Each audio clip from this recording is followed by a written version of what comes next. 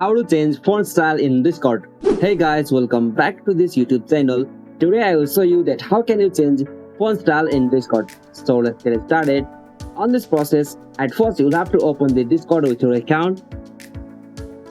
Alright, so after you open the Discord with your account, you'll got such interface. So from here, you'll have to go the option user settings. So it will appear at the bottom left corner. So simply click on this gear icon.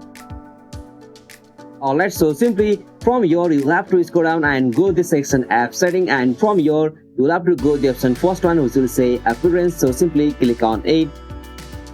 Alright, so now from this appearance section you'll have to scroll down and go the sections like scaling. So simply from the scaling section, chat font scaling, you'll have to increase or decrease the size of chat font. So you can as usual set the size of chat font from 12 pixels to 24 pixels. So you have to change it from here. So like I will choose from here 20 pixel, and after you choose this from here you have to scroll up, and now from the here you can know that font style will look like this. And after you set to the maximum and scrolling up to this screen, you will be able to see the demo of this. So now from here you can easily change the font styling or font size of Discord app. So this is the easiest and simplest method.